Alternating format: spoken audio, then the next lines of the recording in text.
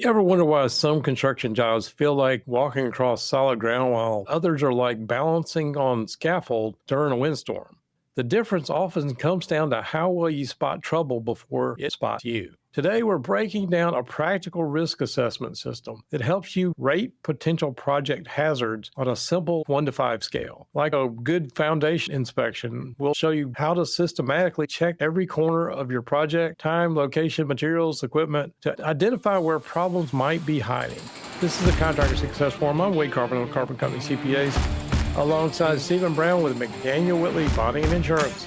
Stephen, what's the most surprising risk factor you've ever seen in the contractor completely miss? There's so many of them, Wade. It's just hard to say any one. And I know that that's not what I asked you, Stephen, but it's true. There's so many. It's always something small that becomes something big. Because if it just stared you in the face, anybody could get that.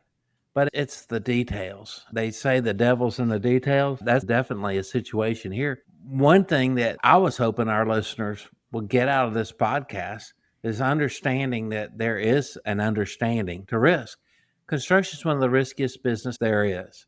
There's so many different ways that you can lose money or someone can get hurt or you have property damage to customers' property. There's so many ways of dealing with it. And as a risk manager, Wade, that's what I do for a living. You say, no.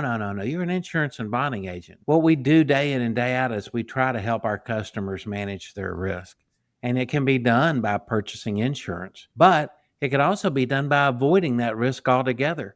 It could be done by contractually transferring that risk to someone else or something else. But it all starts with understanding the risk. And I would say on every project or everything that you're doing, you need to start saying, what risks are inherent right now that I know about? And also talking to some of your key folks on your board of directors. Hey, I'm starting a new project and so. You see any problems with that? I tell you what, so and so was telling me such and such happened. You might want to think about that. Just putting all the information together to analyze the risk. I think it's the best reason we should have had this podcast. I was trying to think about this from a standpoint of what's going to happen. I mean, it's common somebody's going to get hurt. That's why we have workers' comp insurance. But there may be some factors out there that we don't even think about, or maybe it's just in the back of our mind. Maybe it's something about a job that could go wrong and maybe you should think about.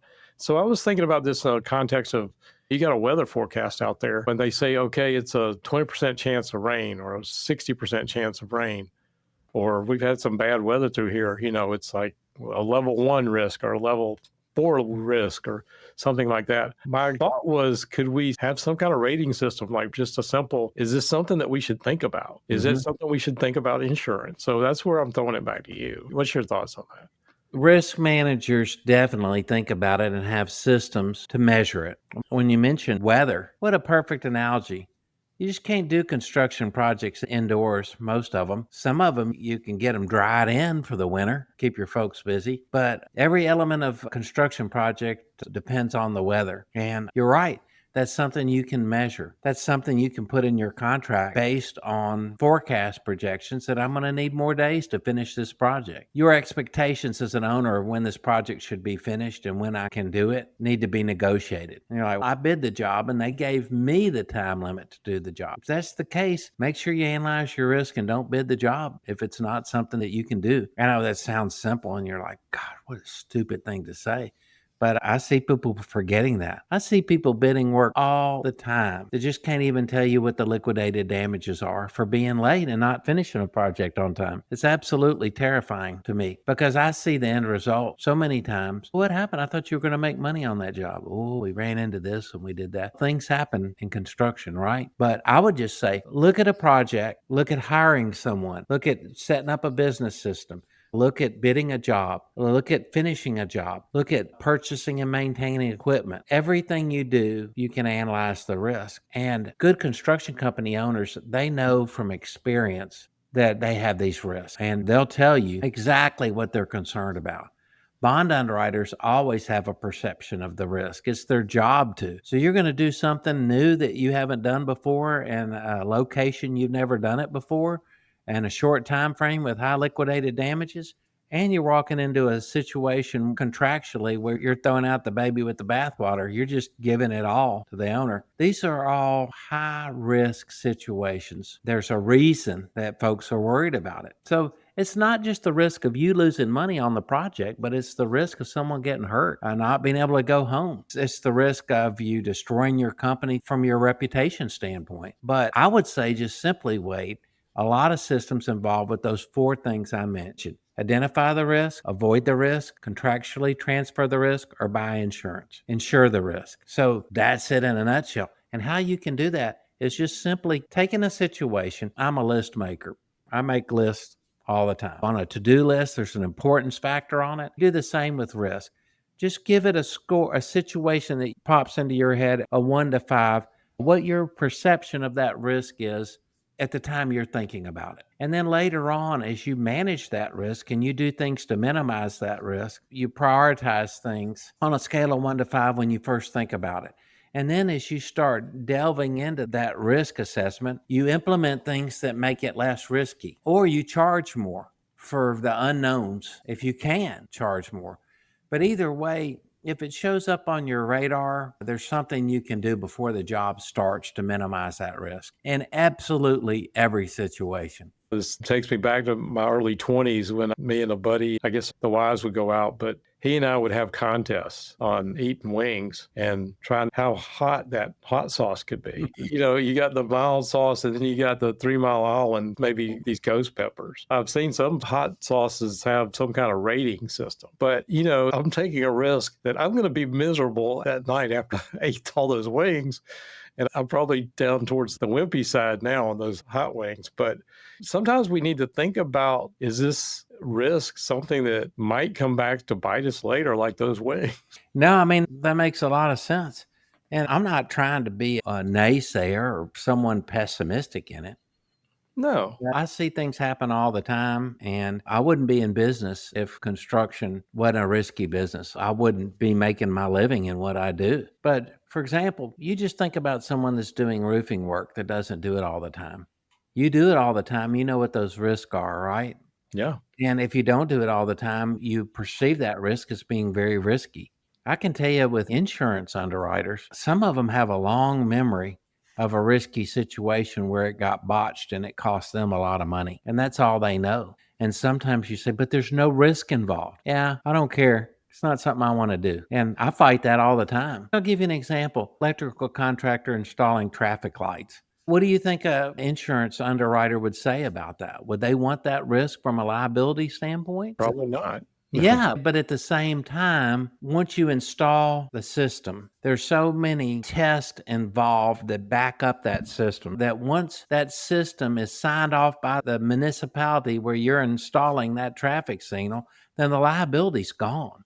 Just the backup system for a manufacturer of a traffic light, it goes to blinking red, right? When there's a power outage. How many times has that default been tested? Yep. And whose liability if it doesn't go to red and there's no color and someone just goes motoring right through it? Whose real fault is that? You're the motorist. You need to be aware of these things. So the first reaction is, oh no, I'm not. I know if they do that, we're out. That's just way too risky.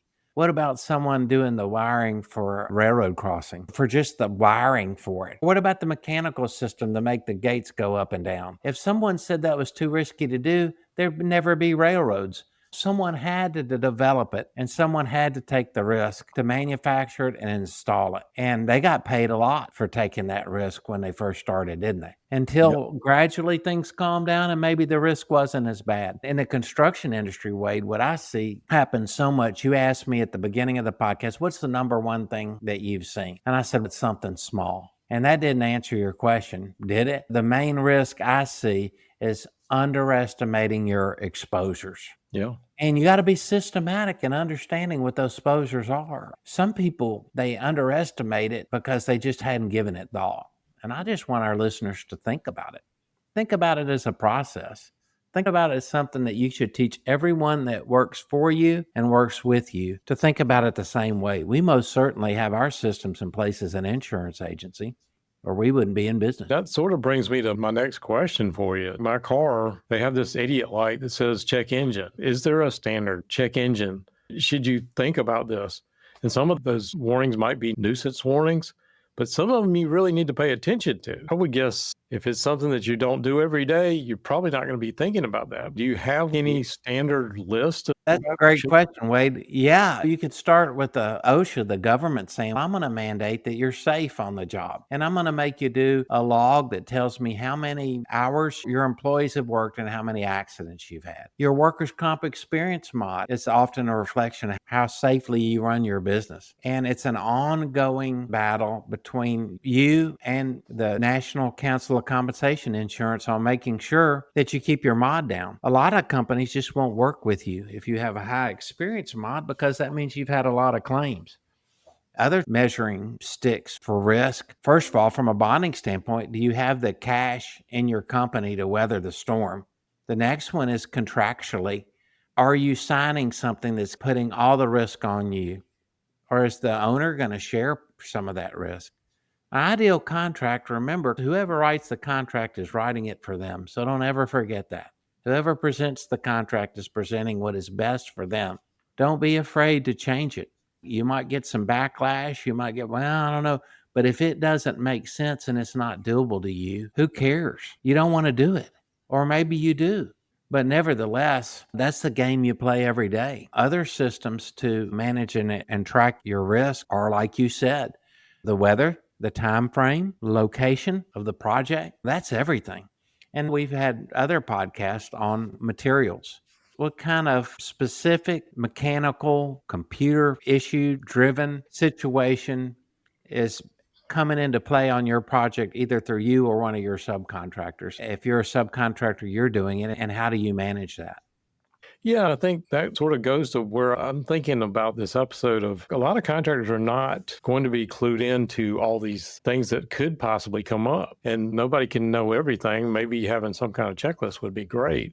But I think about financial investments, stocks and bonds. People get an advisor for their financial investments. But in this particular case, people, I think, forget that you're essentially acting as their advisor in this risk factor. So I think picking up the phone and calling you and saying, what is it that I should be thinking about, I think would be a great thing to do. But, I think you sort of serve the same purpose as a financial advisor. I mean, obviously a different role, but I don't think everybody knows everything. And you've seen so much in your career. What are your thoughts on that?